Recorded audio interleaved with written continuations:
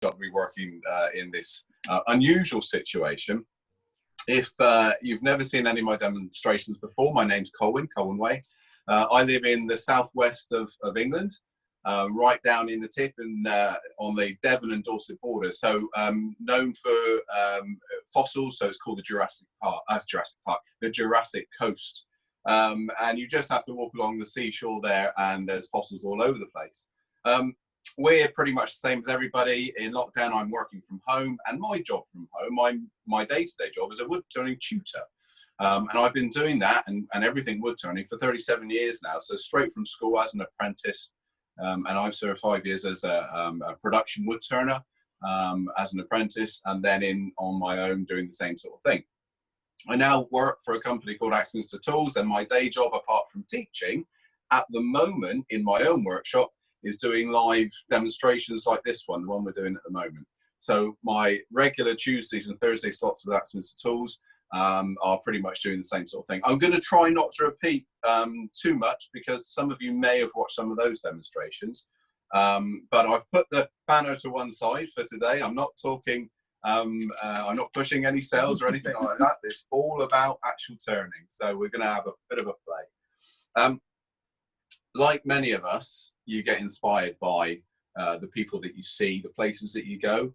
And the very famous turner that I was fortunate to be able to call a good friend of mine back in the day was a gentleman called Bert Marsh. And Bert Marsh was very famous for making very fine, really exquisite little bowls. And I have one of his indoors, and a lovely little laburnum natural edge. And so that inspired me to make my own versions of what he does, trying to stay away from his signature shapes, which I find only he can do as good as he does. So I've just brought a few in today of mine, just to show you what we're going to do. And I've got a couple of options here. So these are a couple. We're just going to look at these first. So this is, again, a piece of laburnum. And you can see the lovely thing with laburnum is that green and the transition with the white sap. Now, this was a piece that I turned probably around about 15 years ago now.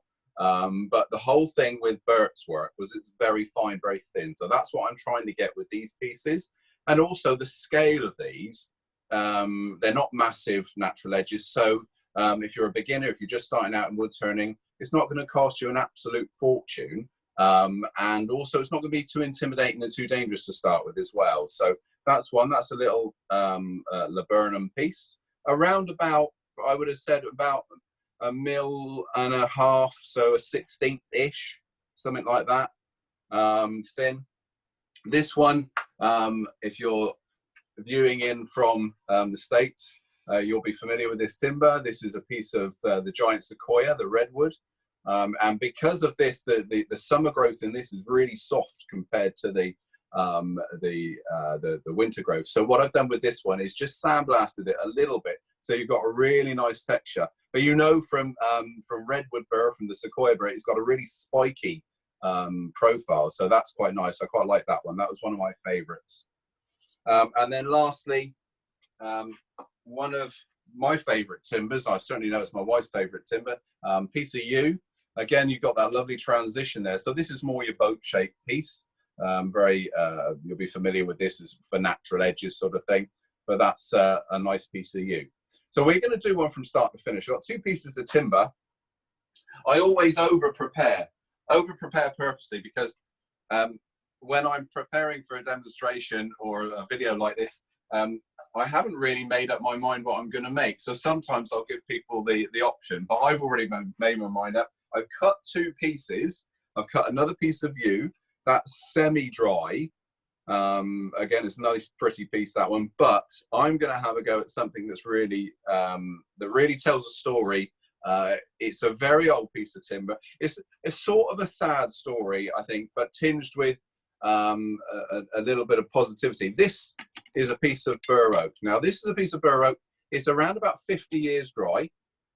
And as the crow flies from me here, I live at the top of a lovely valley. Across the other side of the valley, there's a farm, and the farmer was collecting really interesting bits of timbers, burrs and things like that from his farmland, with the want one day that when he retires, he's going to turn them into lovely things. Now, unfortunately, farmers don't retire. They keep farming for all of their life. Unfortunately, he passed away.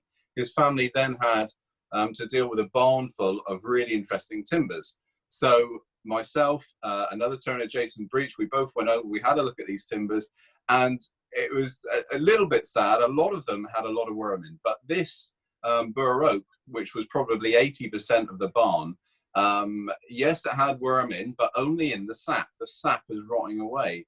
The rest of the bur is really solid, but the downside of that, of course, it's like a piece of iron or a piece of stone to turn. So I thought, well, that'll be quite pretty and quite unusual.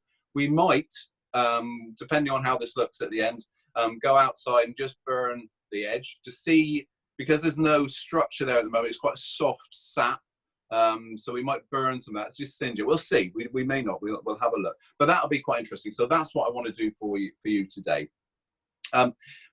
Leaving gift. We bought the timber from the family, and we made several pieces and gave back to them.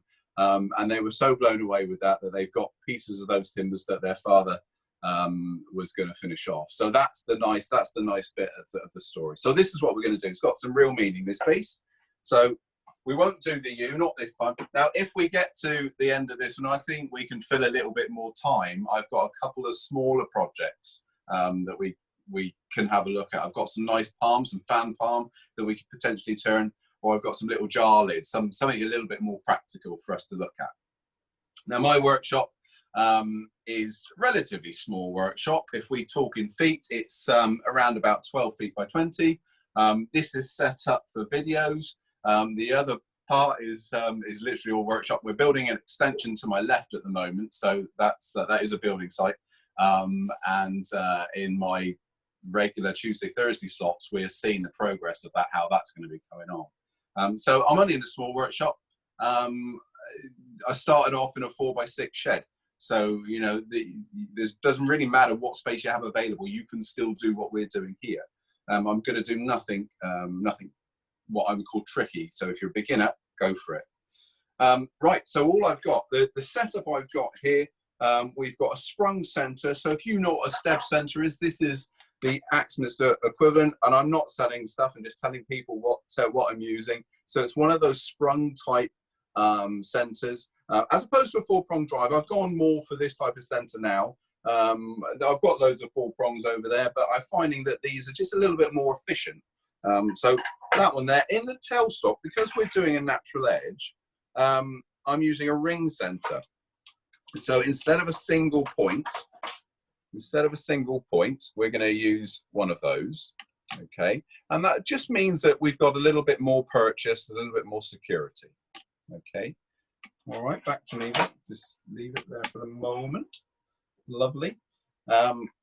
So we're going to hold this between centers. So what I've done to prep this up is just drill down the center. Okay, you got a natural edge. That's always going to be the issue, to have somewhere to actually drive it. So I've just drilled down the center to create a flat. Now I can turn it between centers. And on these small pieces, that works really well. If, for instance, you had a much bigger piece, so a bigger natural edge, then you might want to do something like drill down a lot further. And back in the day, we used to use a little system called a pin chuck. And a pin chuck was a round bar with a flat on one side and a little pin to take at that void. So you drilled a hole, put your piece of timber onto that pin, twisted it, and the little bar would lock everything up. So we've come on a little bit since then, and now we've sort of got jaws to do the same thing. So if it was a big piece, I'd be tending to use jaws like this. Okay, so those jaws, these would go in the hole that we've drilled, and then I would expand out into the hole. That's the only difference. So whether you turn between centers or use jaws just depends on the size of the piece that you're going to be turning. That's the only difference. These are nice and small, so we're just going to turn in between centers. I'm going to create a foot then. So we're going to do the outside form. I'm going to put a sacrificial foot on the bottom, turn the piece over, and then we can hollow out the inside. So a fairly simple way of turning, and doesn't require loads and loads of kit. Okay, so first of all, we're just going to center up. Vicky's just going to move the camera for me. We are going to have some light. So if the light's a problem in terms of glare, then please say it's a fairly small light. I'm not putting loads of light on it just because of the camera. Okay. And now in terms of my safety, I'm going to, if I'm at home working and there's no one in front of me and no one needs to hear me, then I've got a full face respirator that supplies nice clean air to me. Here though, you need to hear what I'm saying. So I'm going to wear, if it's really dusty, I'm going to wear a dust mask, just a paper one, but I'm always wearing goggles and in most cases a face shield as well. Okay, this piece is a definite from a face shield, so I'm going to have that on. I won't wear a dust mask just at the moment, so like I say, I want you to hear me. If anybody struggling with the hearing, Paul, just give me a shout and I will shout a bit louder. Vicky, behind you on that dust extractor is my visor. Okay, so we're going to start off with everything that I do. I'm starting off at 0 on my lay speed, and we're slowly going to wind the speed up. There's a bit of glare wood. Okay, lovely. I will change it. So let's give that one a clean. So we're going to knock the light down a little. It's coming from another direction. All right there, Vic? It's a little bit glary.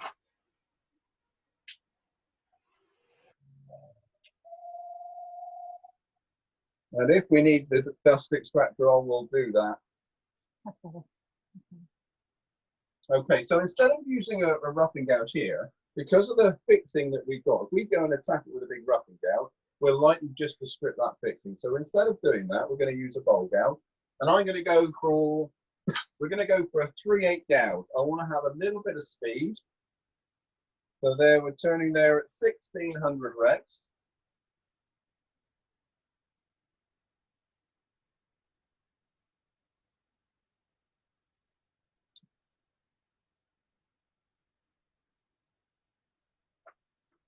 Now we're just going to rough it down first. And I'll tell you what, let's get right in close. I'm just going to jiggle the camera around, guys. So let me know if there's any problems. There we go. Let's get you right in there.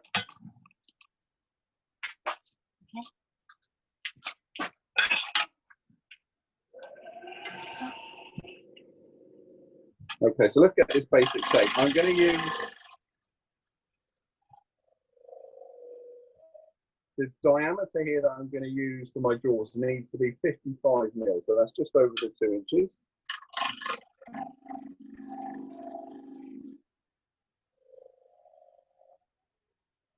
And instead of doing a roughing type cup, I'm dropping the handle a little bit, so I'm getting the bevel, the bottom bevel rubbing. So that's going to give me a nice clean finish right from the outset.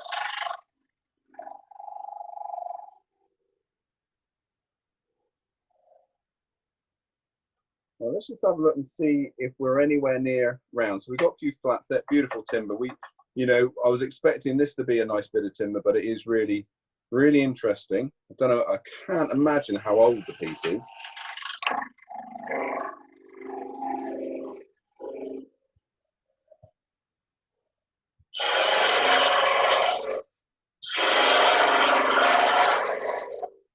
So I want about 55 mil, like I say. So I want to be fairly accurate with this because the jaws won't go down much smaller than that. And we're just cleaning up the underside here. So I just need to go down far enough that that little bit of waste isn't going to interfere with the chuck grip.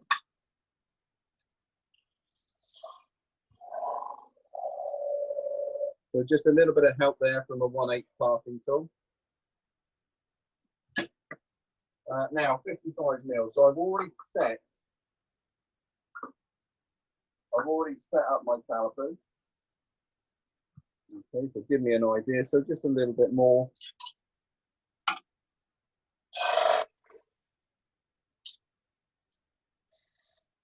Okay, and then we want to flatten that off. So again, we'll go to a parting tool for that.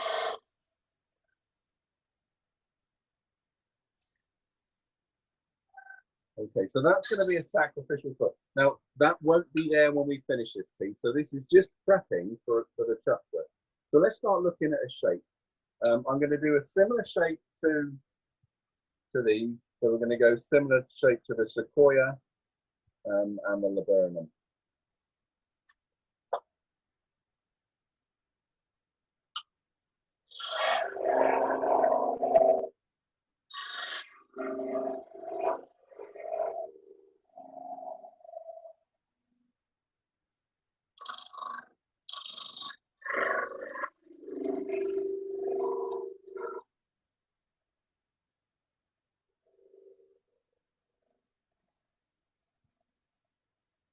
The other thing here, at the moment we've got when it's spinning a ghosting. So I'm getting a sort of false impression of what the overall piece is going to look like. So on this particular piece, I'm going to have to stop regularly just to see what the shape is, because a lot of this dead stuff here may not be part of the finished piece.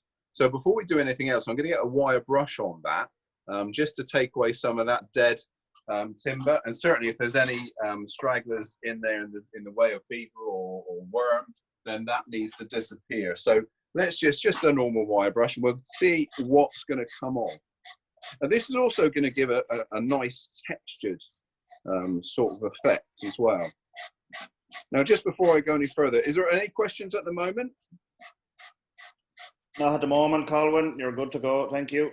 We're all good, lovely. That's all quite sound, actually. I'm quite surprised at that. So I think we will get some singeing on that before we start sanding in a second.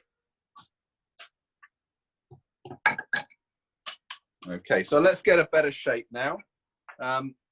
We will probably take this all the way down, but I'm just going to make a couple of slight improvements. There's a little bit of a flat spot just here, which needs to disappear. Lay speed can come up a little bit.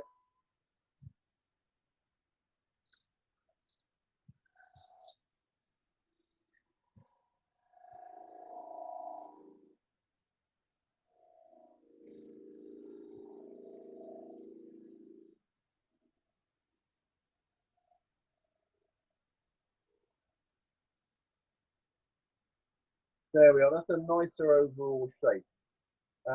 That's enough timber also to start thinking about hollowing out. If I take any more of that away, what potentially can happen is we create a weak spot and a lot of vibration.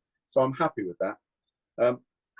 That's solid enough. So I think we can go ahead and sand. Now, in terms of sanding a natural edge, if I was sanding something bigger and sort that boat shape that that we're looking at with the U, there is a tendency, if you sand with the lathe spinning by hand, to soften these edges, because you've got a void, then suddenly you're hitting the edge here.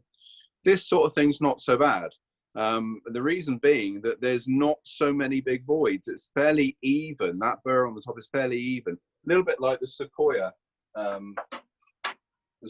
one that we were looking at earlier. The overall rim is fairly even, so you don't get that feathering out. So I'll be okay to sand by hand here. That's okay. If it wasn't, like I say, if it was the boat shape, then it would be stopping the lathe when we want to do those wings and using a power sander either in your drill or air sander, that sort of thing. But we can get away with easy sanding on here. And because of the timber that it is, this lovely dense oak, it'll sand beautifully, won't leave many scratches to chase away. So we are going to have some dust extraction on here. Before we go into the sanding though, let's just talk about the abrasive. I don't think I'm going to bother doing too much rotary sanding. And I call rotary sanding anything like these two gadgets here. This is a Simon Hope rotary sander. At the moment, I've got the 75 head on, but I've just for speed, I've got my other, I think this is a Skilton one, a little 50mm on there as well. You know, I might have a little touch up with that one in a second, but I think most of this I'll be able to sand by hand. And I'm not going through a huge amount of bricks. On this one, I think we probably get away with starting at 150, but I'll soon know that. So I'll go 150, 240, 400, and I won't even go to a 600. We'll stop at 400. I think that'll be enough. So let's have a look. And like I say, it'll soon tell me if I need to go to a 100. So we'll start sanding. Vic, you turn on the extractor there. So just lift that red button. Lift the red button. That's it. Lift the red button. And then Ready? yeah.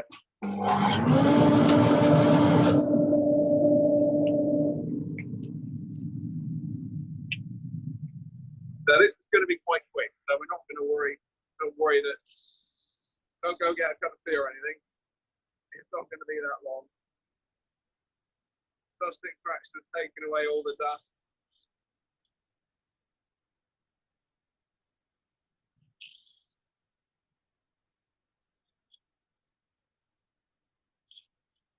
Right, we'll just stop and have a look. With your first grade, that first course grip, it's quite important to stop and check. There may be things, turning lines, that sort of stuff that you need to work on. So I always stop and check out the first grade, but then sort of breathe through all the rest.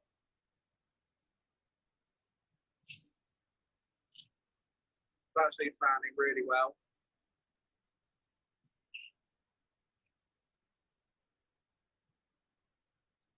So that was the 150, going up to the 240 now.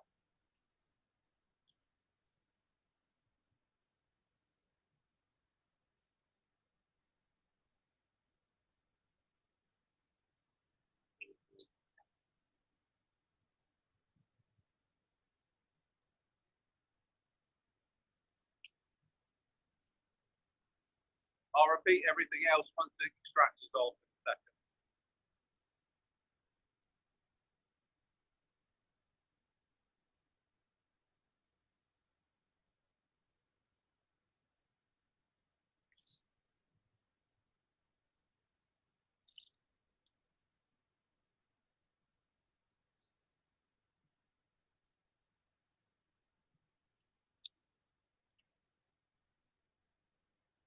Okay, so you probably didn't hear that when I was speaking. So all I was saying there is that once you've used your first grade, so the course grade, whether it's 100, whether it's 80, whether it's 100, whether it's 150, just stop the lathe, just check. See if there's any turning lines, any nasties that you want to get rid of, because they'll only go with that first course grip.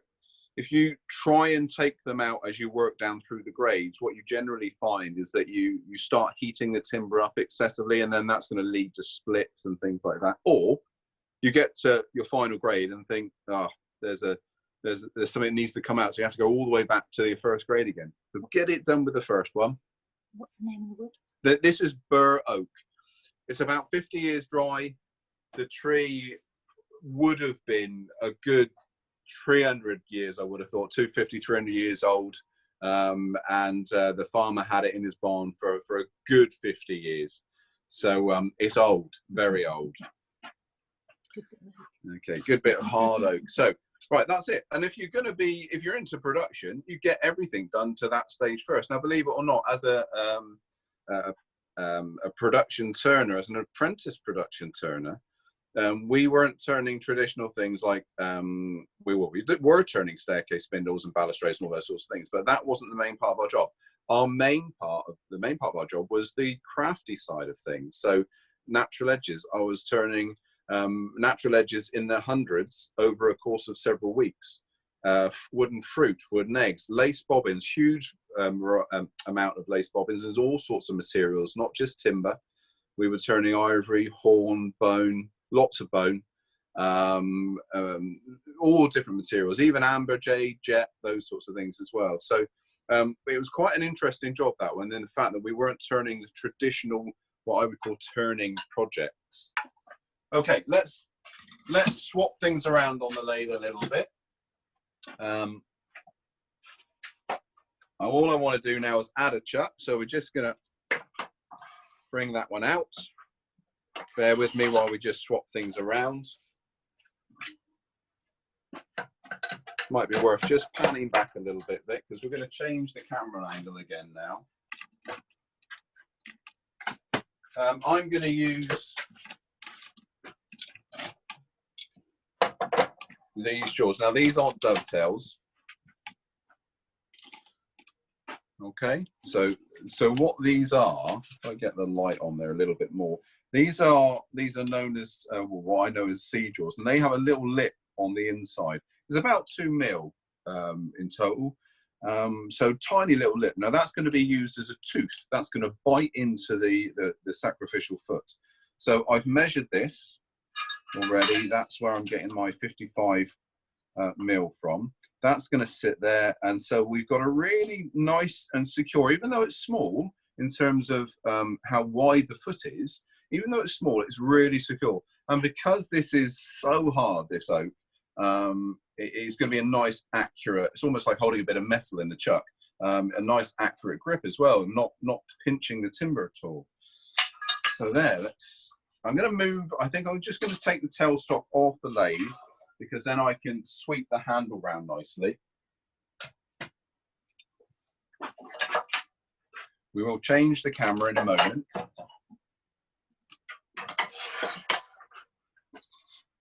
All right, I'm just going to get everything set.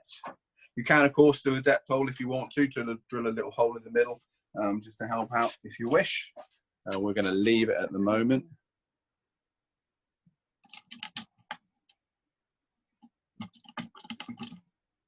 Okay, that's perfect.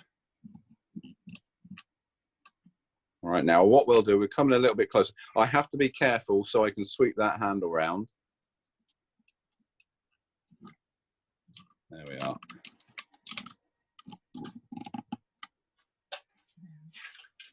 Okay, so let's start turning. I'm going to just start with a nice small 1/4 inch.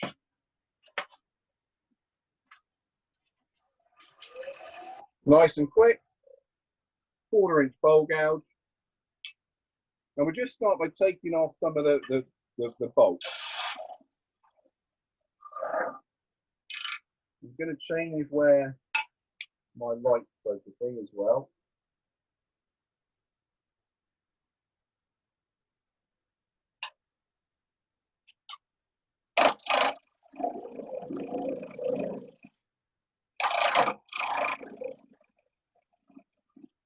Now remember, we've got a lot of rotten timber here. We are likely to lose some of it, but I'm not expecting that to be the natural edge.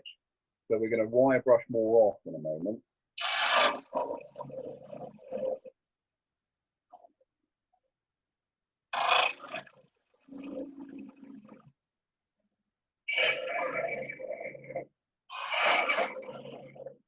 A lot of natural edge turning also is you know, when you first look at a natural edge, you think to yourself, "Oh, that's going to be difficult." But once you get past that natural edge, it's back to basic bowl turning. I mean, this is side grain, so it's not even going down through end grain. So it's nice and easy to turn. So let's start getting some thickness here. I'm going to start taking the depth away as well, but I just want to start working on thickness here and seeing what solid timber we have left. What speed are you doing that? We're turning at just over 1600 at the moment.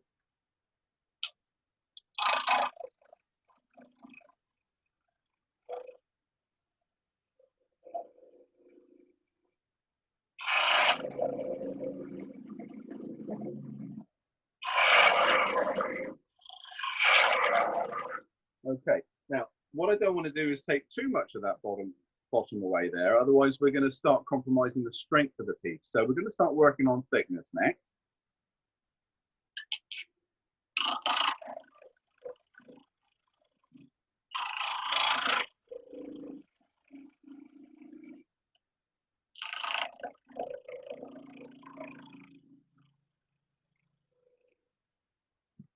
And this is where that ghosting can fail us sometimes. We may lose quite a lot of that top edge. So we need to make sure that further down that bowl, the shape still works. And that's what I was looking at when I was shaping the outside.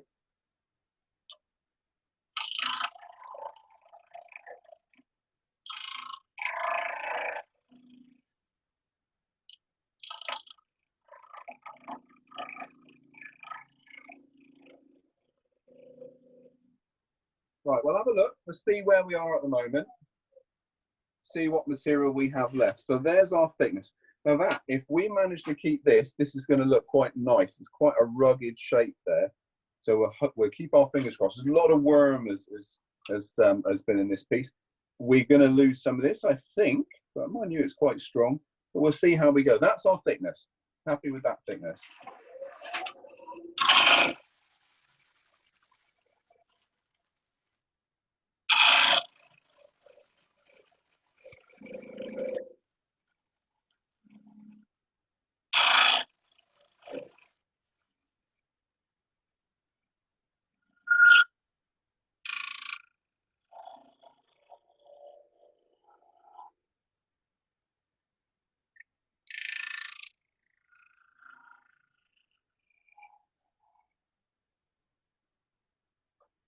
what you can't see, what I'm seeing here, I'm looking down the piece, so I can see the thickness. It gives me a good idea of where everything is.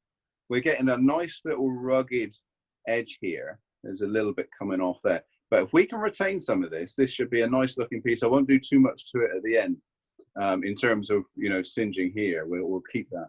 But there, we're pretty much past that natural edge. So now it's just keeping the same thickness all the way down. To do that, we're going to use a set of calipers, but not while the piece is running.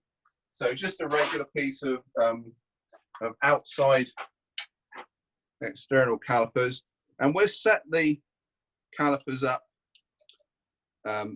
bigger than the piece. So what I mean by that is, if I set that to that thickness and start running back and forward, I'll start scratching the outside of the workpiece here. So I'm making it slightly bigger, and I'm going to keep the gap between the outer point and the outside of the bowl the same as we go down through. We're getting some nice little holes appearing. You look here, or we'll show you when it's finished, but there's a really nice little beetle hole here coming all the way through, and that's quite a nice little feature. Okay, let's carry on now. You might have heard also that we're getting a little bit of chatter. That's down to the size of the gouge. So now we're going to start thinking about moving up as well in a minute. So maybe to a 3/8 gouge.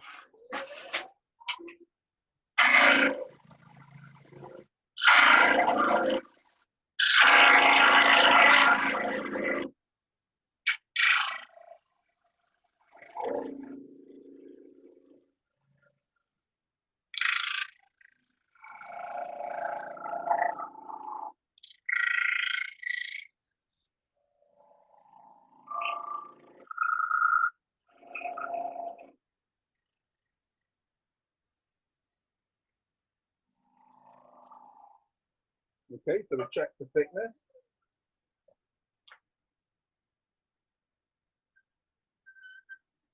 It's just getting a little bit thicker. Just gonna sort that out.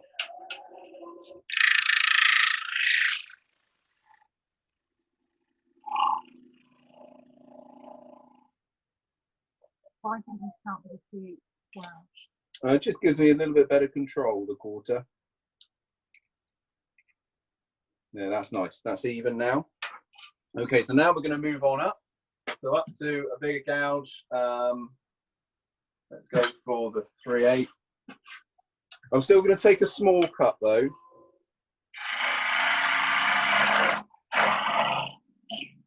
Remember, this timber is like a piece of iron.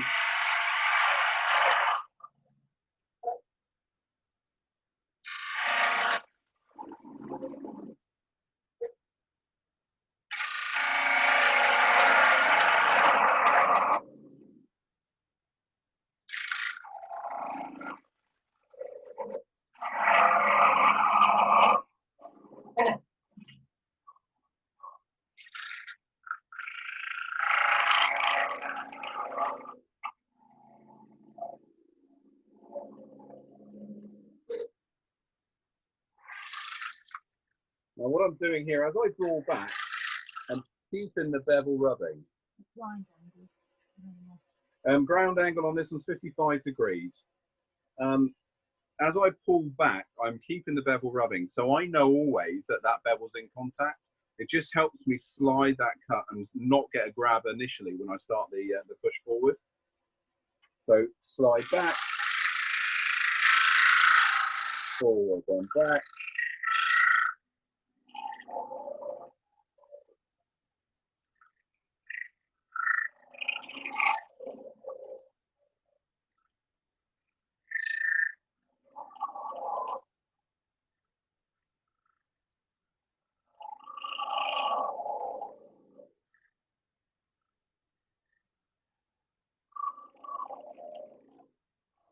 We'll stop there, we'll do another thickness check.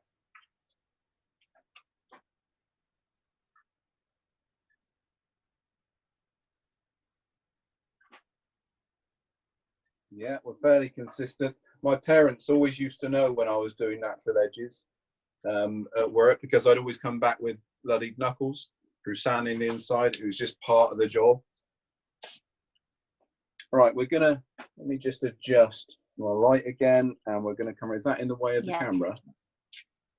That's better. That's better? Yeah. Right, just so we can see what's going on the inside. Now we're going to just slightly, just take one more cut, and then we're going to come around the bottom. There we go, that's enough. Now let's get rid of that bottom.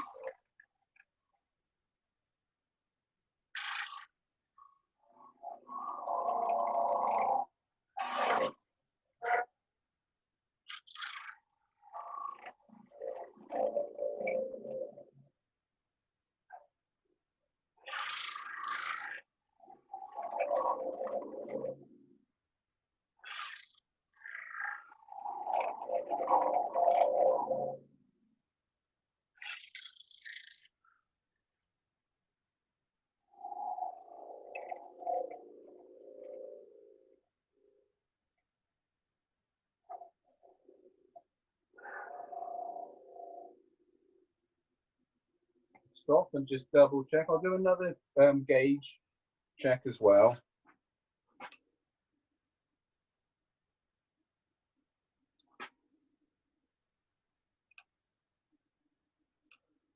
I'm happy with that. We're nice and consistent all the way down, so we can go back to sanding.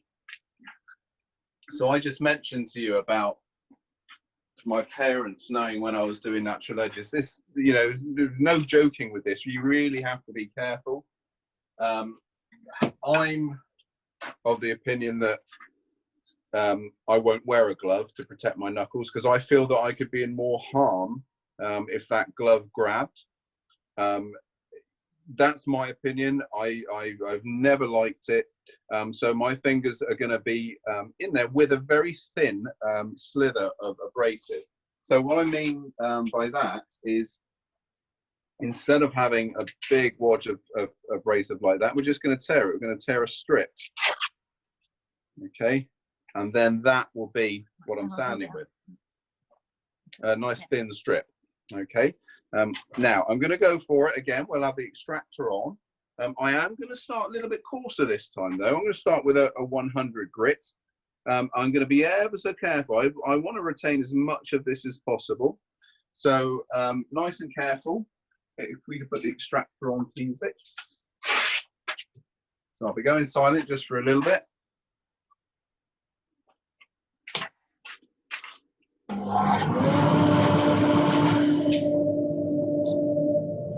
Nice and careful. So they're in my fingers.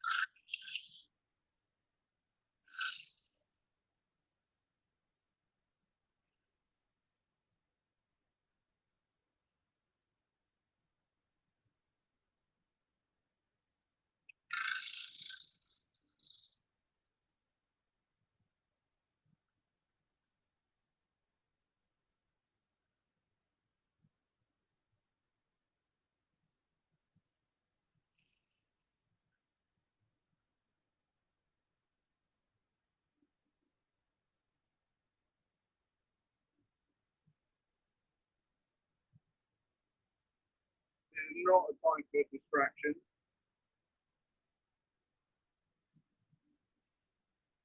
You're going to start off, if you've never done a natural edge before, you're going to start off with one of these. I would certainly recommend going for, instead of going for a burr, something like a giant boy, which has very tiny burrs, go for something like I'll show you. Go for something like this one, or even with a flatter edge. The reason I say that is it's not so sharp. You don't get as many issues with your knuckles being caught, that sort of thing. And like anything else, start small. Sanding speed, I haven't changed it. When I've turned the extractor off, we'll talk about sanding speed.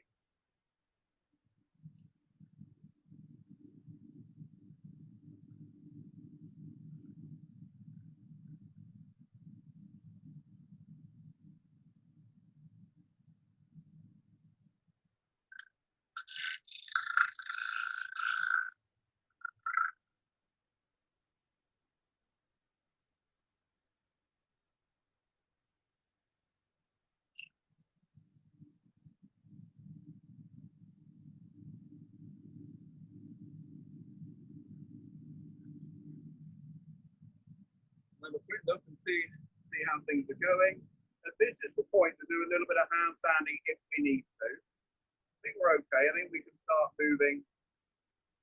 We'll do a little bit more with a 150.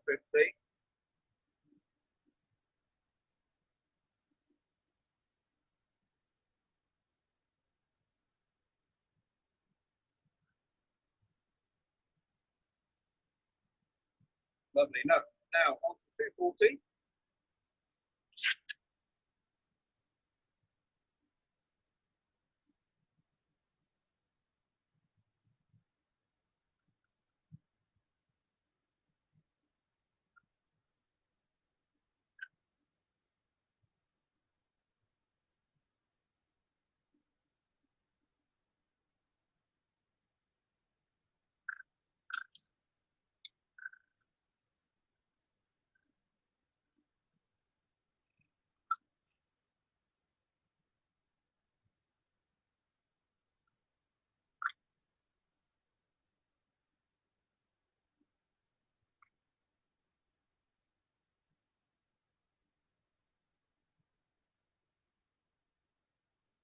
And I am going to go for 400 here.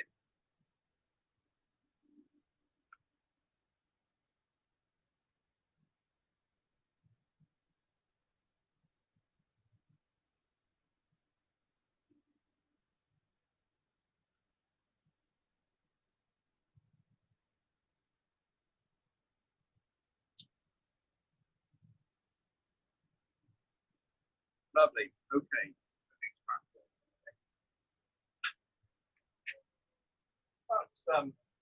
That's turned out nice actually. So we'll just brush out some of the dust. And we've retained all of this really sort of gnarly edge. I might just give it a quick burn, only because that'll take off some of the fibers.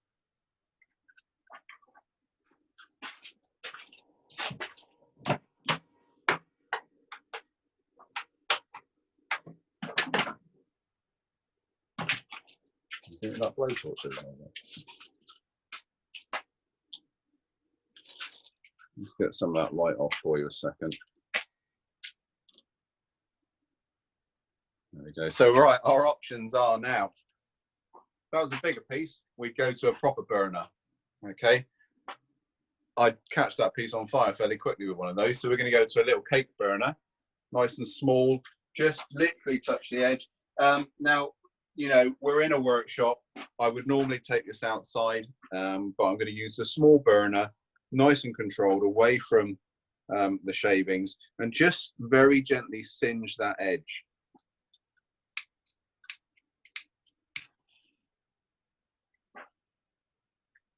Just a little bit of color. We're still going to put a little bit of light sanding as well. I think this sort of singeing goes really well with this oak. I want to leave some of that gnarliness there. Probably. That's it.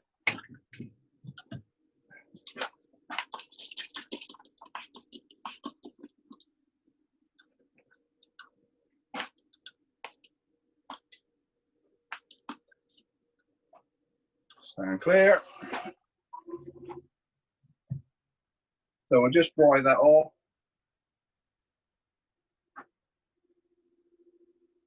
.400 grit we need.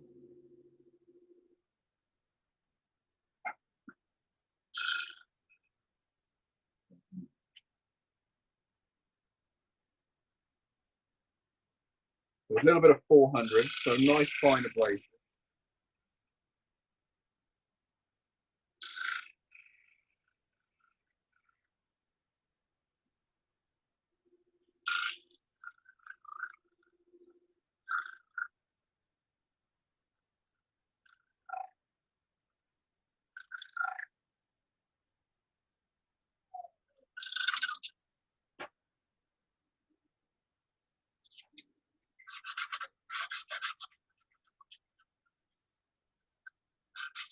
I've just added that little bit of color. We're going to put some oil on this in a minute when it's finished.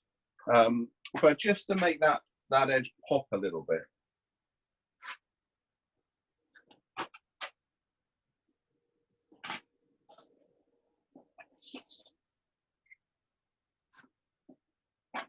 Okay, again, we're going to just swap things around a little bit. So now we're going to turn between centers, because of course we've got the basic shape done, inside and out. So the inside's now finished.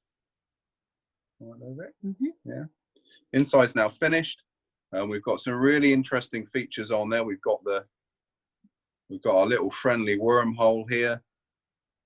Okay, it'll be transformed once we get the oil on. So what I want to do now is just pop this between centers. We're going to then shape away the whole point, and then we can start thinking about finishing off and sanding the bottom, getting some finish on there. So to do that, we're going to use a little bit of sacrificial timber. When I say sacrificial, once you make a few of these drive dogs, so I call them drive dogs, basically they're just a cone. Once you've made a few of these, you can keep these and just use them time after time. Basically, I'm going to do a dome here. That's going to sit in there. We'll use the tail saw, we'll clean that away, finish the sanding up, and then we can sand away the little hold point. So let's get the rough shape. I'm going to match it to our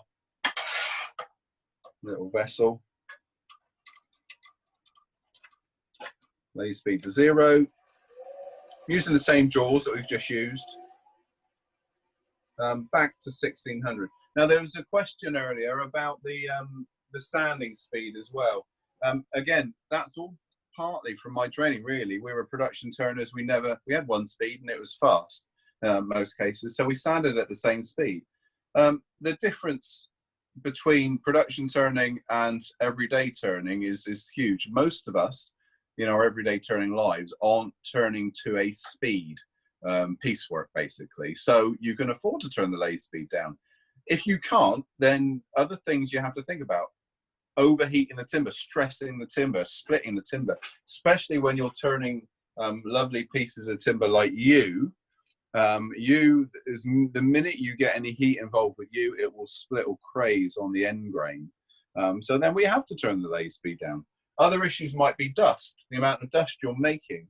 If you're making, if you're in a tight spot where you try not to make too much dust, say you're demonstrating somewhere and you're trying to protect other people from the dust, then you've got to think about turning your lathe speed down. You might want to sand with waxes, with water, all sorts of options. Never let anybody tell you that one dust is worse than the other either. Every single dust that we're playing with here, when it's timber dust, it's all dangerous to our health. So don't let someone say, oh, that's a really dangerous one, because that will give you the false illusion that some are less dangerous than others. They're all very nasty and harmful. Protect your lungs all the time, regardless of your age. If you're 140, you still need to wear a dust mask. You're not immune. Okay. So I'm going to get a rough shape. Doesn't have to be spot on. So just dome over.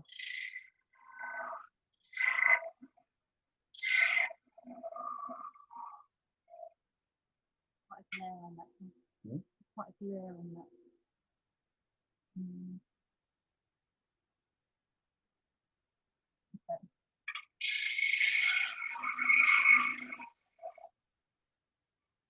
Okay.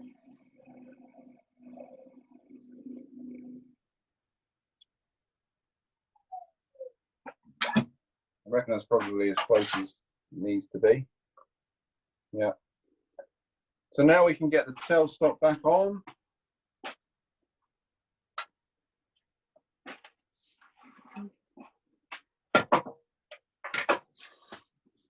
And you need something in there to protect it. Now, I use quite a lot of router matting. And router matting is this material. That's really quite good. But this is too small a project to use that. So we're just going to use some tissue. If you have just the bare timber on your bare timber, what you'll end up doing is, if for whatever reason it stops momentarily, you'll have a scorch line in the middle. So it's really important that you have some barrier between the two materials. So that can go in there.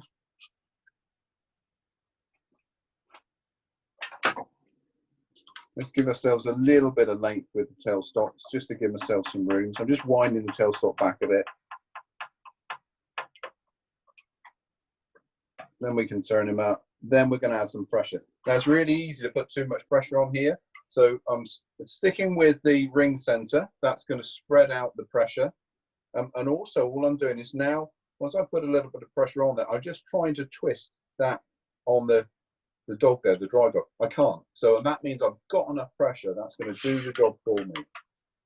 So nice and close. If you've got any excess tissue here, just tear that off. Otherwise, the wind rush creates a lot of dust in the air and in your eyes.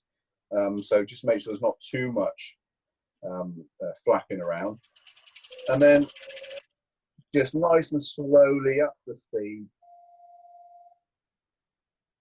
There we go.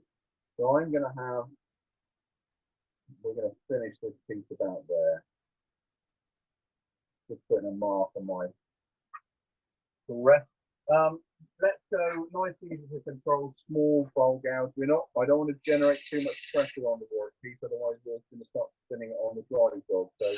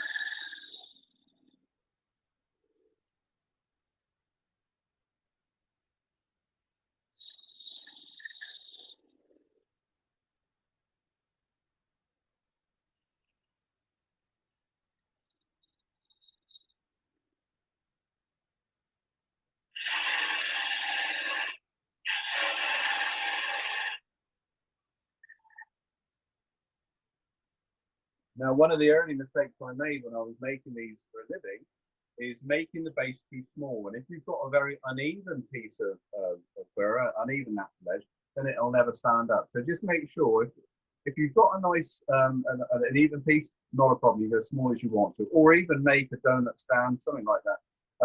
However, if it is very uneven, the base is going to have to increase the size. So your design is going to have to change slightly. I'm happy with that though. So I'm just going to cut in with a parting tool first.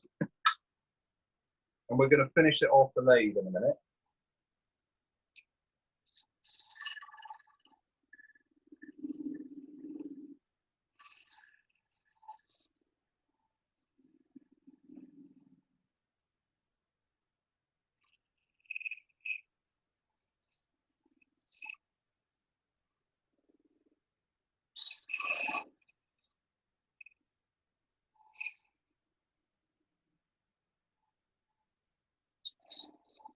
Right, I'm going to stop the turning there for a minute. I'm going to sand the bottom.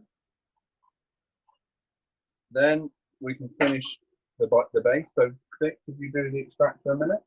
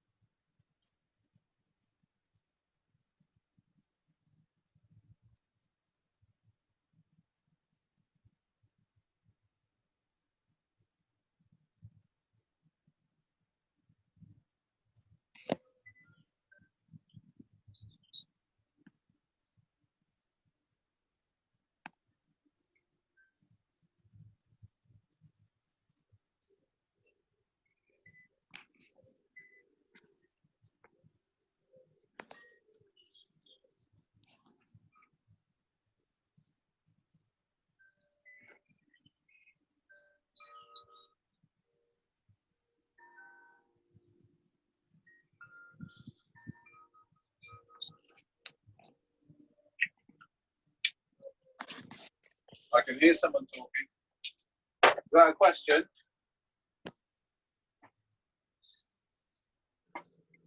birds outside.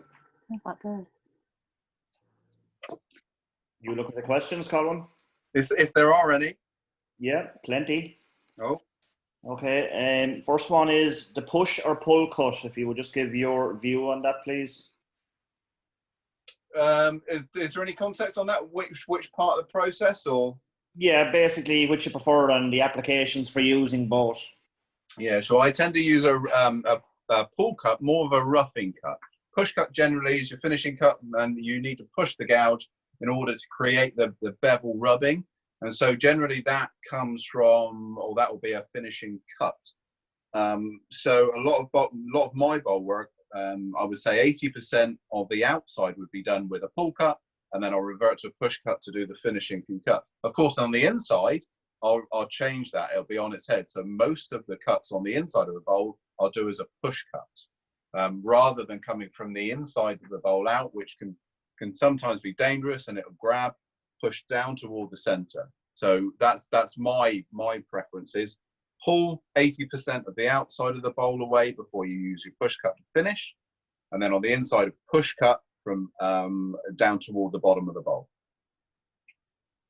Okay, when you were cutting the tenon for the chuck, Colwyn, the groove for sea jaws, would you just maybe describe your process for cutting a groove for the jaws if needed be? Yeah, so let's see if I've got something I can show you. So if I'm going to, so something like this, for instance, so this was just a little demonstration of doing some thread chasing last week.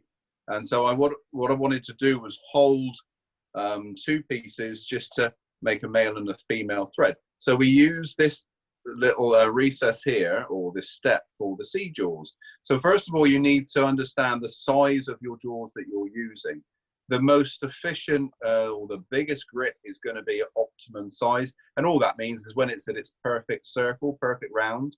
So you really need to know that diameter either internally or externally of your jaw set you're using. So open it to perfect circle and then measure. On my sea jaws, that was 55 millimeters internally. So that was the step that I made. And that can be done, because it's sacrificial, it can be done with a parting tool if you want to, or, you know, bowl gouge and then clean up with your parting tool, whichever you prefer, whichever you find easier. So that was the reason for making the step. The other thing on the step, the jaw that I was using didn't have a dovetail, it was parallel, so the step could be parallel. But I also like to have what I call a landing. So the top of the jaw has something to butt up onto. So rather than just having the diameter, I want to have a little right angle in there so I can have a nice positive grip with the jaws. Okay, there's a few questions here regarding your sanding, so I'm just going to rearrange them just for the process. Does the finish from the tool dictate the grit that you start with? Absolutely. And the finish from the tool comes a lot of the time from the tool you're using, but a lot of the time also the timber that you're using. This is very forgiving. So pretty much once I've gone past 240, you won't see any sanding marks. If you're using something like the sequoia, the giant redwood, that's a different beast altogether. Really, really soft material. In fact, before you guys came, I was turning this piece. This is a piece of rotten timber, basically from the log pile. And this is so light, it's almost as light as balsa wood, but because it's rotten.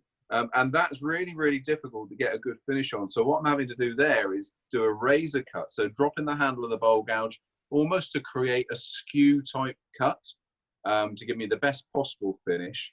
And then I started quite coarse. I was down to 100 grit on this one, and for a long time.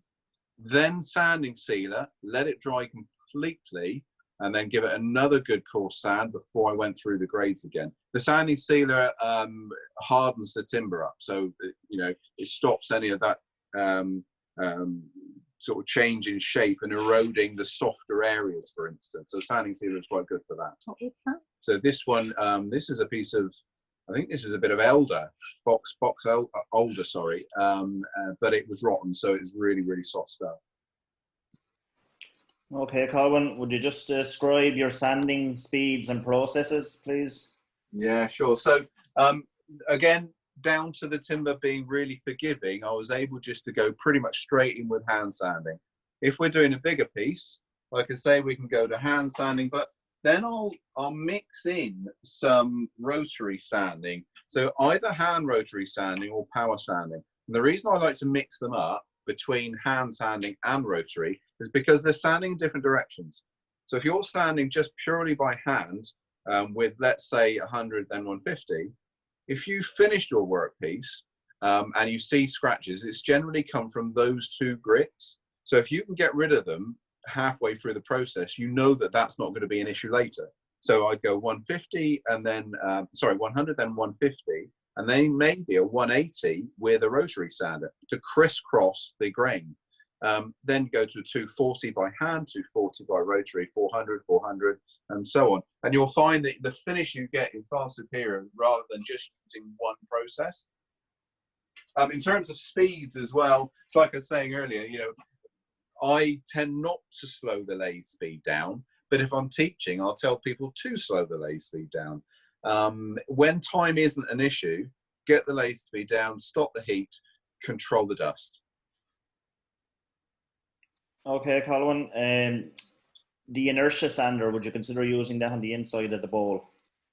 A conventional bowl, yes. Nothing, not like this though. This is quite grabby, so I'm having to be fairly careful where you know, where I use the rotary sander. A conventional bowl, normal bowl. So there's a palm bowl here, for instance. It's a nice, you know, even shape. Nothing to catch the sander. Absolutely straight onto the rotary sander, and that would work fine. No worries. Okay. Would you burn before you turn, maybe? You could do. I did think about it on this piece, but I wasn't sure once I cut into it how soft it would be. So I wanted to get rid of all debris first and then just burn it, just to singe it afterwards. And when we oil this in a minute, that's just going to pop right out. It's going to be pretty. Okay. Wet and dry sanding, Colwyn, the applications for it, please. Wet sanding. So if, let's say, for instance, you're turning exotics, so I would class things like cocobolos, rosewoods, ebonies, all those sorts of things. Those ultra exotic timbers, then they will they'll show sanding marks up for a long time. I mean, you know, to the finer grits, but also they craze and crack quite easily as well. So wet sanding with those, and that again, that was something that Bert Marsh taught me. Either sand with water or wax. You control the dust that way, and you control the heat transfer as well. And then in that way, you can also go to your finer grade, so right up to 1,000, 1,200, 1,500, which some of the exotics will need. So you've got your dust control, you've got the temperature control, you know, and you do just get a much better finish that way. It's just like sanding acrylics and polyester. You know, we always do that with water or burnishing creams for the same reason, really. Most of my work though it doesn't need it. It'll be a dry sanding, and usually ending about anywhere between 400, 600 and 800 grit will do the most job. This you know, 400 grit and we're okay. Piece of ebony, 1,200 maybe. So you have to pick your timbers. Yeah, that's all the questions, Colwyn. Just good to see that most of your points all included safety, which is a brilliant thing coming from any demonstrator. So well done for that. Cool. Right. Well, shall we carry on? Let's finish this one off then. I'm going to chance it, and I'm just going to cut a little bit further before we cut that off, sand the bottom, and then put some oil on. I want to show you what that looks like. So we'll just do a little bit more turning out because we've been away from the turning. I'm just going to double check the grip here and also lathe speed back down to 0 before I restart, just because I just don't want any surprises. Turn the lathe speed back up using a 1/8 parting tool.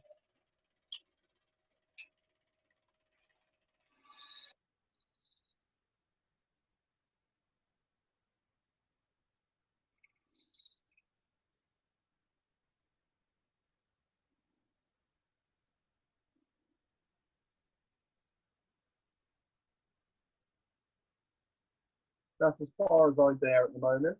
Now, as I was using that tool, I was also slightly tilting. I was slightly tilting that parting tool in.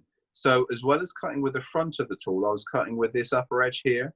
That will give you a really, really fine scrape and gives you a fantastic finish on the underside. We are still going to sand it, but it's going to give you the best possible finish before sanding. So let me just take that tool rest out of the way. I'm going to cut that off with a pull saw, and then we're just going to tidy it up with a small sander. So I'm going to use a small Japanese flush cut, just because it's nice and easy.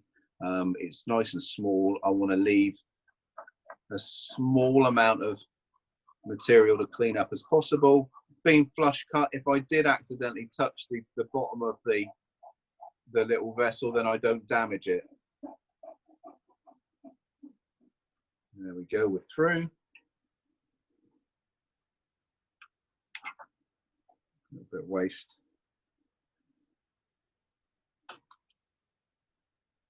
Okay, so that's so far. We've got a lot of work to do to this yet. Still got to take off that little hold point there.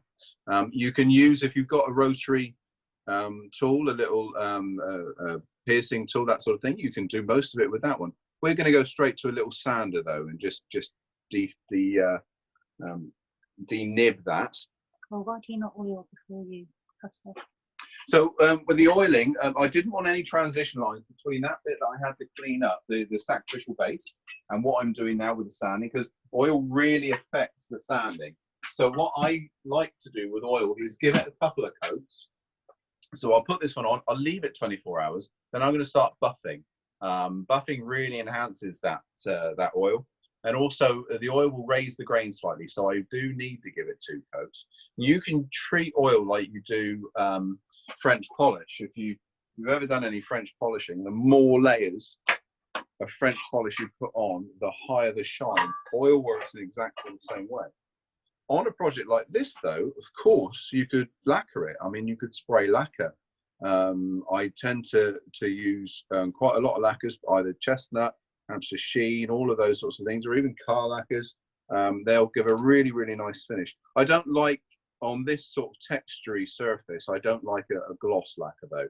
I do tend to prefer the satin or silky lacquers, just because of the amount of texture that we've got here. But I want to oil this one because of the colours. It's going to really bring the colours out.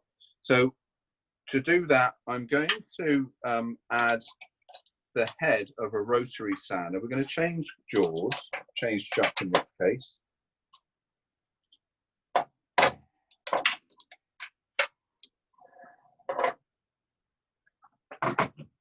Now, well, again, I'm going to go back to my production days or my apprenticeship days. This was my chuck. I saved up for this one. It took me months to save up enough money for that chuck. This is an old precision chuck, and these are, most of us would know these from engineering, as engineering drawers, but they are so useful. They do catch knuckles. You've got to be careful of your knuckles and things like that, but they will hold almost small drill bits, sanding, anything that all the other wood jaws won't hold, they will hold. Really useful. I probably use those every single one. Have used them every single day of my turning life. Really useful stuff. We're going to have on there just a very small sanding disc. Okay, I need to go a little bit coarser than 320 though. Just over there, a bit around the, I think there's a little black box on the back there. Got my sanding discs in. So yeah, we're going to do that, and then we're just going to sand off this edge. I'm going to use the side of it, and we'll finish that one off then.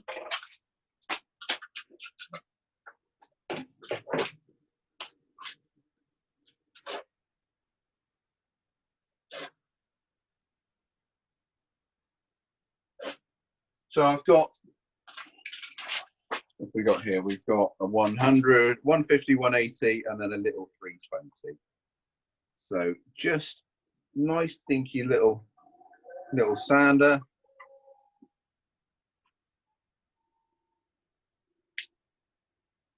And it's very rare that I'll do anything in ones generally, and again, it's just my upbringing. It's production-based turning that I'm into, so I'll do several pots in one time. It just means that you're not moving the lathe around too much.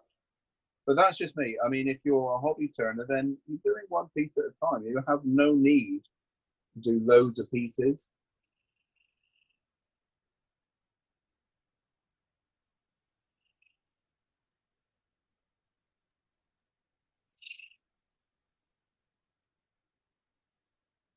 So I don't want any signs there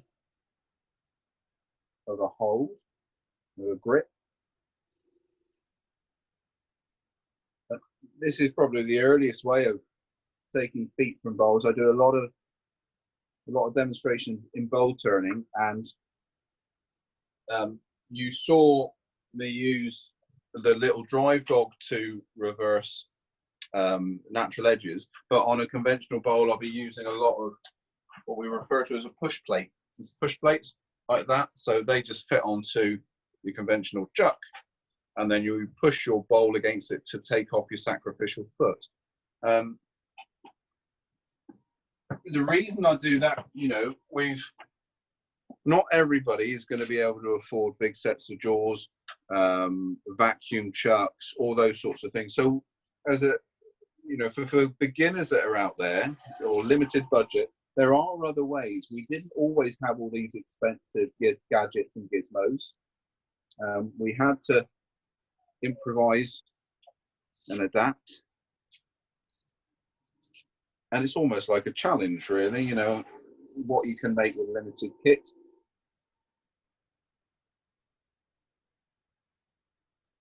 There we go. That was down to 320. So we've got rid of any markings there now. So now we're just going to pop a little bit of oil on there. I'll brush him out first. But can you bring the camera up so he's on me?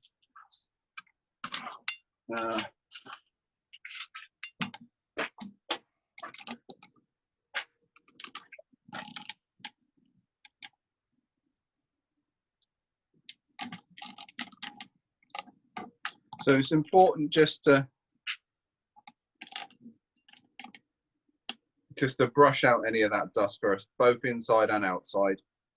And then we're going to put a little bit of oil on that one. Okay, so I'll pop that there. I'm going to grab my tin of oil.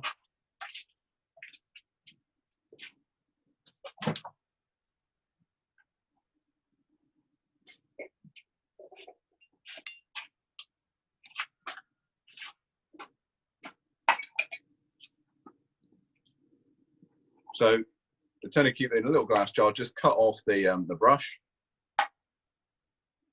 Now remember, we're going to put this in and then we're going to leave. We're going to leave it alone. Okay, I just want to wipe off the excess.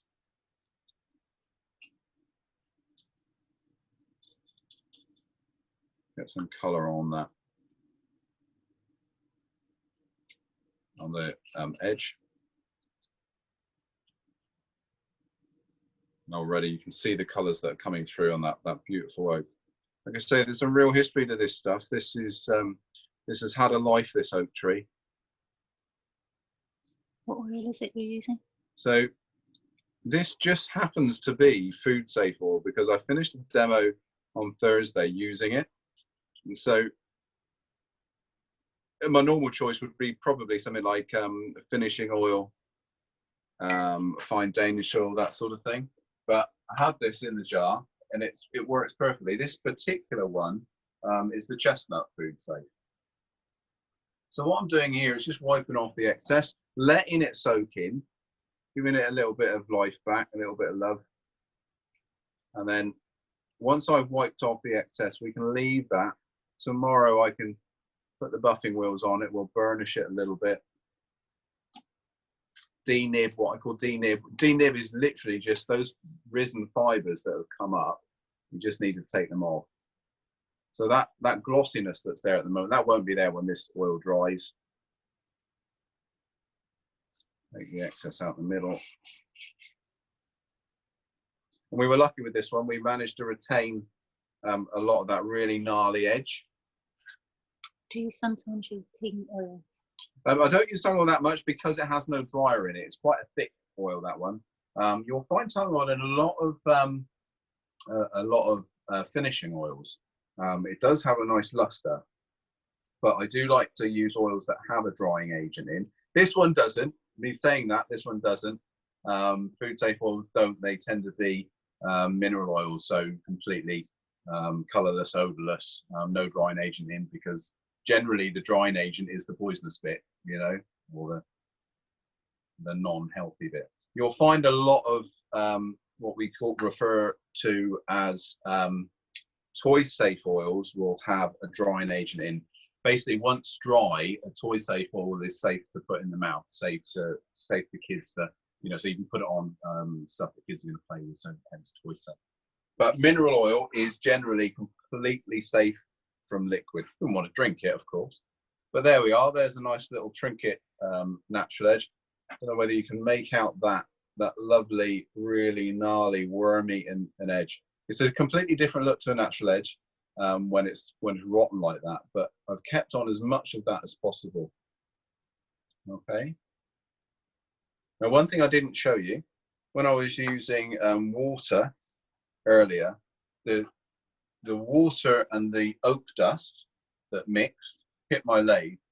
I very quickly wiped it off, because the dust from oak and yew and olive and all those sorts of things contain a lot of tannic acid, tannin, and so that will then rust, will discolor the lathe. You'll know, you can see my fingers, the sweat on my fingers. It's a hot day out there. Sweat on my fingers have already turned my hands blue. That's holding the steel from the tools, my natural acids from my hand, the dust containing the tannic acid. That's what causes it. So just be careful. Several reasons for me not using wire wool on that sort of a project. Firstly, the wire wool catches dramatically and can take fingers with it. But it's the steel against the tannic acid will create horrible blotchiness. In fact, I used to colour holly pots, wet holly pots, by coating them with vinegar and then just rubbing wire wool over the top. And as it fell down, it created a porcelain speckle. So that's a little tip for you if you wanted to give that a go. But I've done quite a few holly pots like that, and that does work really pretty. And it's the vinegar that creates the colour with the steel, as opposed to the tannin from the oak. I'm going to show you inside the pot. So inside, yeah. So that's inside at the moment. Like I say, it's a bit wet. We need to burnish, and I've got some little buffing dolls. I'll show you that. So we would use for the outside a loose leaf, just a loose leaf mop to buff. So that would go on the lathe. Okay, with a pigtail on the lathe to do the outside. Then on the inside, either a power driver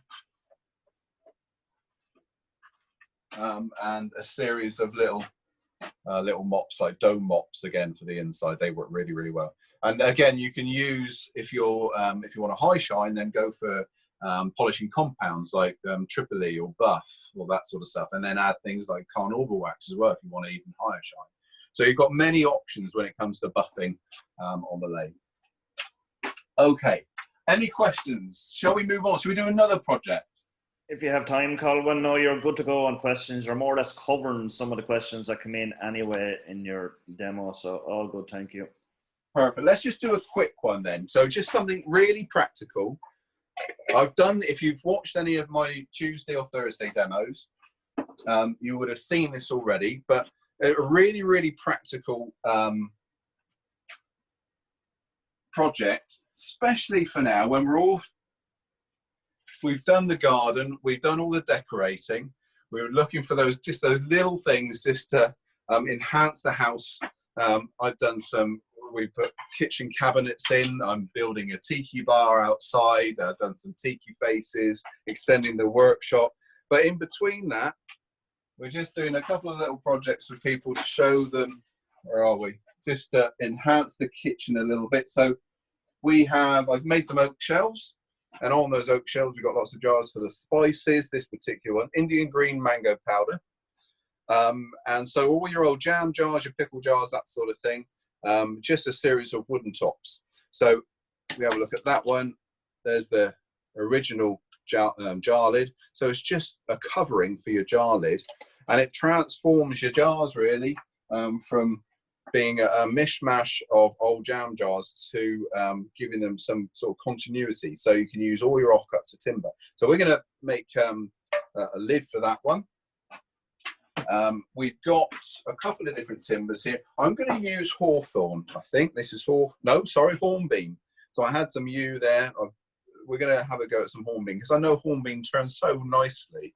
So we're going to make one out of that. Nice quick project, this one. So we want to make it fit that lid. So we're going to once again just change the jaws. Ever so simple, this. You can make it fit whatever jars you want. You can put little bung balls on the top, you know, just to make them look a little bit different. Do whatever you want. So we're going to use a nice big set of jaws here. I've got a big set of grippers. Saves me doing anything else to that lump of timber.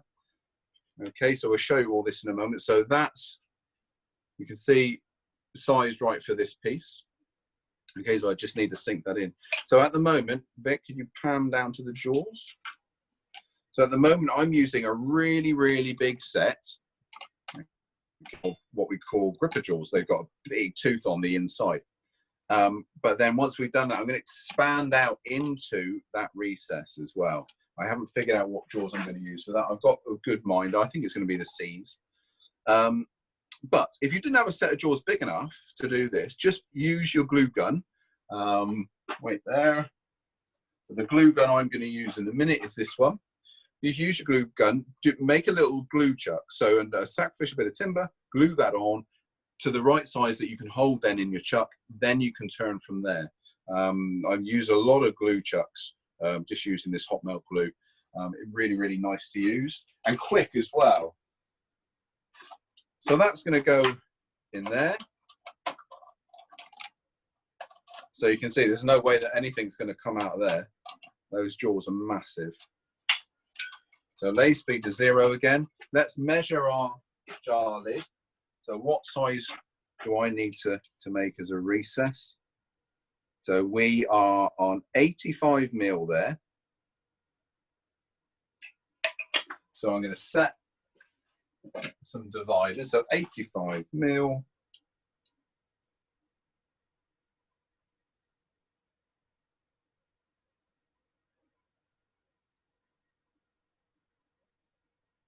Give myself a little bit.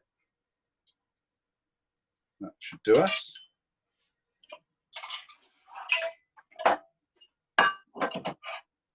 I'm going to keep the light off. As long as everybody can see what's happening, we'll keep the light off. Maybe I'll change the angle just a little bit.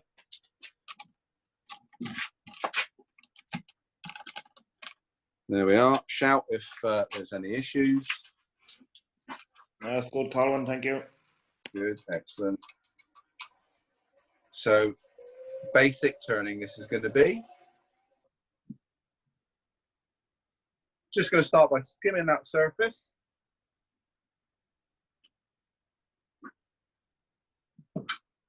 So we'll start with a 3/8 bowl gouge.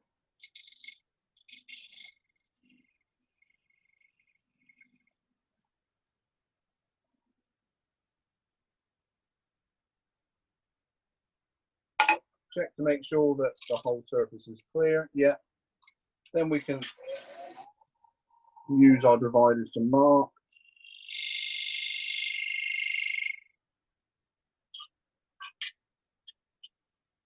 I'm going to measure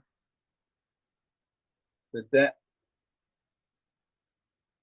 of our jar lid. So we're on it just over the centimetre there. So I suppose 3/8 will be enough. So a little flat scraper. I've adapted this tool here. This is an old, I don't know what it was. I think it might have been an old skew actually. I've adapted that to cut recesses. I do a lot of trophy bases, and this cuts the recess for the trophy nicely. So literally just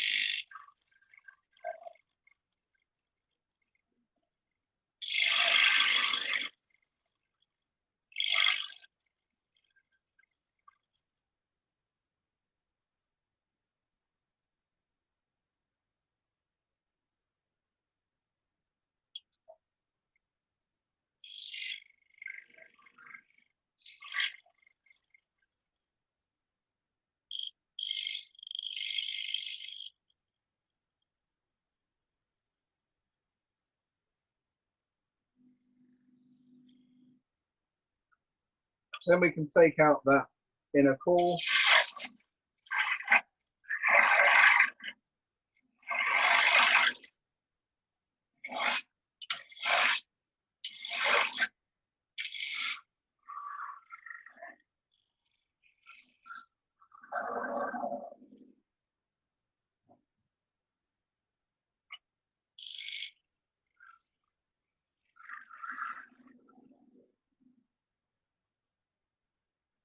You don't have to be too, you know, too careful there in terms of what your finish is, because it's going to be covered up in a minute with a lid.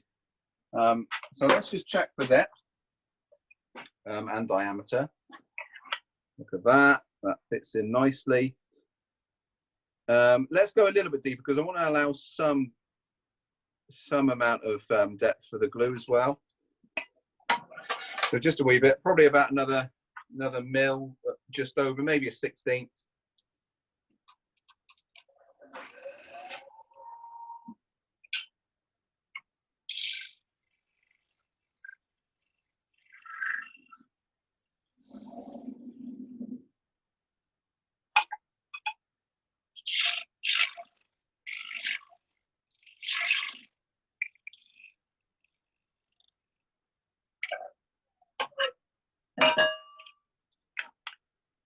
No, that's better. That's sunken underneath that lip now, so that's good.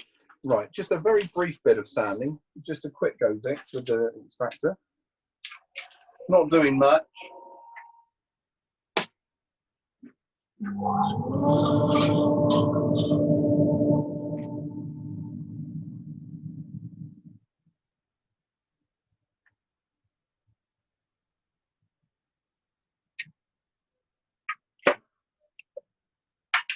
Again, thinking production, you'd want to do several of these. You wouldn't want just one jam jar with a wooden top. So I'm doing about half a dozen at a time. So that's it. That's all we've got at the moment. All right. So now we've got to do the pretty bits. We've got to make it look nice. And that's entirely up to you what sort of shape you do. We're going to, once again, change that over there. We need to have a set of jaws that can expand into that recess. So I'm going to go back with the C jaws, I think. Obviously, I'm keeping my fingers crossed that they will fit. I'm pretty confident. Or actually, we could probably use some grippers. Let's go with a big set of gripper jaws, or medium-sized set of gripper jaws. Nice little serrated teeth here. That's going to give me some distance away from the chuck. Just stand it proud of the chuck jaws. You don't want to, you know, have to turn right up to the jaws. So we do need a little bit of room. Obviously, there's only so far you can go. I always joke to my students, because the normal question is, how tight do I do the chuck up? And if you try and explain how tight to do the chuck up, obviously it's quite a difficult one. So I say, if you stop just before you hear the first crack, you're about there. And even though you get a little chuckle from that, but even though it is a bit of a joke, there is a little bit of truth there. It's that point where you get to where you know that you've got enough tension, but if you do any more, you're going to get some damage. So that's your point to stop. The only way to find that is by breaking a few bowls, vases, you know, all sorts. So it's an experience thing, really. Right, so we'll just very quickly turn the outside form. Lay speed to 0, turn the machine on. Now let's start with a small gouge just to tidy up the outside edge. So down to a little quarter, 6 mil.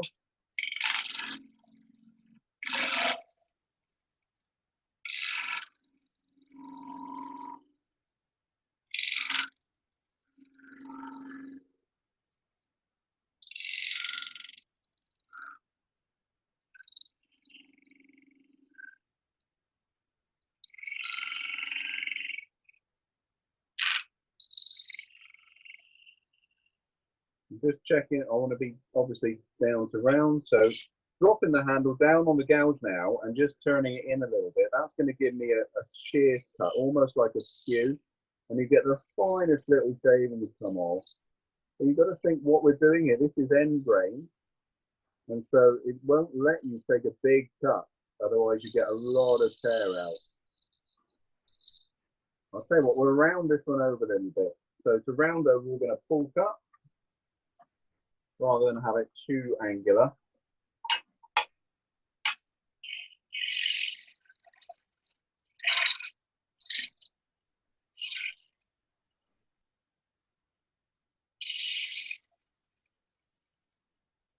A little push cut.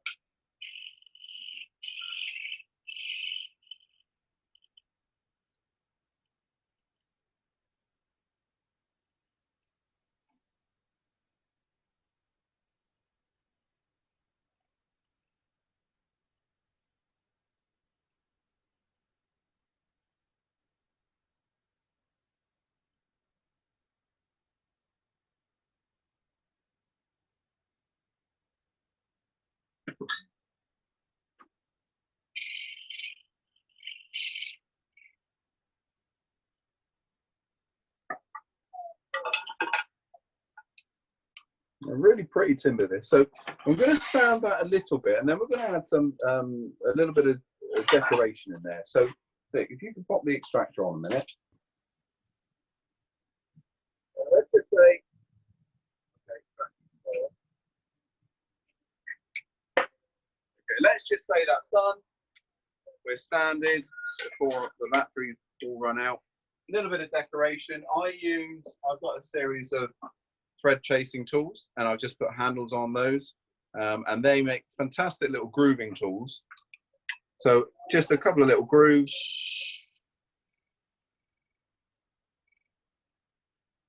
There we go.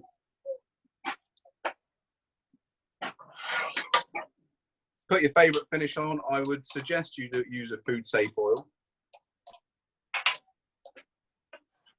Okay, and then a hot melt glue. So the same gun that I showed you earlier, a little bit of glue in there. That then gets pushed on. Now, one bit of warning here: when you do that, don't push the jar lid down like that, because you burn yourself. I've done that. I made that mistake myself. So you push down on the sides. You leave it about 20 seconds, and then it's good to screw onto the top of your jar. Let's pretend it's all glued together, and you have yourself a little jar lid. All right, so a couple of little things there. Hand back to me, Vic. A couple of little projects there. One, a little arty piece that you can mess around with, maybe make for your club competitions, that sort of thing. And they're nice and saleable pieces. They're not too big. They're not massively dangerous because they're a big piece of timber flying around, and they're affordable as well. You can get that timber, without spending a fortune. And then your practical piece, say a little jar lid. Be careful, if you make one and they get approved, then you're going to be making dozens of the things. So just be a little bit careful with that. So there we are, guys. I hope you've enjoyed that. Thank you ever so much from wherever in the world that you're watching. I've enjoyed myself. Thank you, Pat and Paul, for putting this on. Any questions? Just two, Colwyn. Would the wooden top be an advantage for somebody with, say, arthritis, as in ease of opening the jar? Yeah, very much so. Very much bigger purchase there, definitely. We found this, so yeah, big time. And the last question then, the top of your jar, from a branch or a plank, or where would you recommend to cut pieces like that from? Yeah, from the plank. So you can see, let's get the piece of yew. You can see on this piece of yew here, you've got the sap here. So the tree rings were that way. So this is, the tree was growing that way, felled, planked, and then cut from the plank.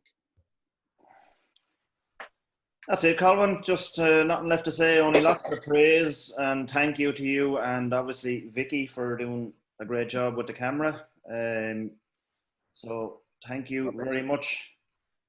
Thank you. Okay, thanks everybody. Stay safe. Happy turning. Thanks, Vicky. Thank you. Thank you. Bye. Bye. Vicky.